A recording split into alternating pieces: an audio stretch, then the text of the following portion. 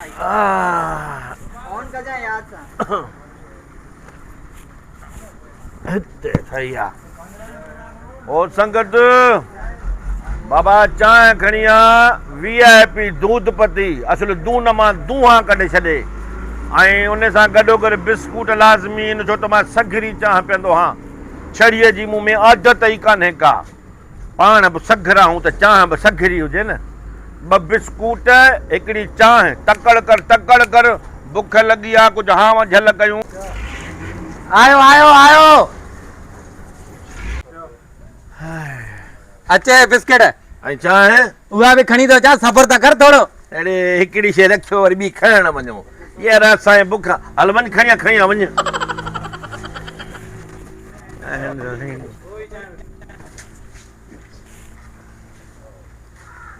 काॾे वियो पिटिया देर वॾी था कनि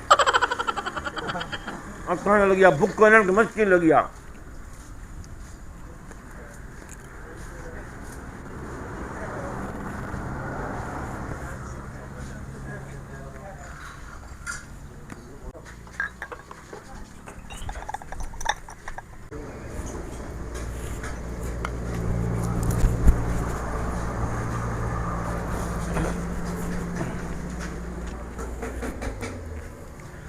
अदा मां सगिरी चांहि पीअंदो आहियां यार तूं ख़ाली बिस्कुट खणी आयो आहीं चांहि छो नथो खणिजी ओ ख़ुदा जा बंदा माण्हू आहे हैवान आहे चांहि 32 चांहियूं ॾिनी त यार तूं फिरी फिरी चांहि ॾे बिस्किट ॾे न छा हे सभु सामान मुंहिंजे पेट में थो वञे अकुल कोन्हे छा नओं हीअं अञा रवां थो थी अलाए छा अॼु त मुंहिंजी नौकरी वई तुंहिंजे चकर में अॼु मूंखे तूं खाराईंदे मोचड़ा मुंहिंजी ॿेड़ी छो थो ॿोड़ी यार मुंहिंजे दिमाग़ में चांहि लॻी पई आहे मां चवंदो चांहि पिया तूं चांहि खणी छो नथो अची ए मुंहिंजा मौला काॾो हिन फासाए छॾी मूंखे बाबा चांहि खणी आ जान छॾा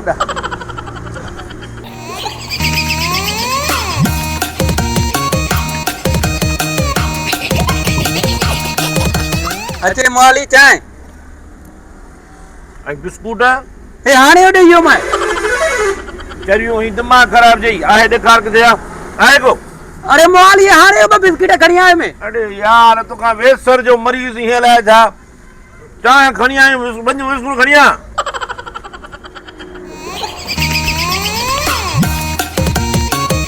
वरी चांहि खणी आया बिस्कुट अरे मौली हाणे ॾिना मां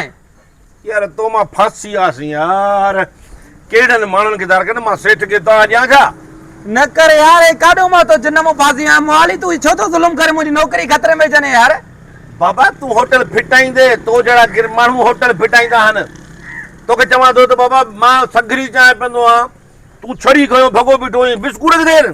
यार ने तू वारी सगरी चांहि चकर में 38 बिस्कुट खायूं चांहियूं पियूं अने बिस्कुट किथे न हाणे ॾिना मां हुजनि हा त हिते ॾिस न अंधो आहियां मां हेॾो सारो ॾखु थियो आहीं वञ बिस्कुट खणी आ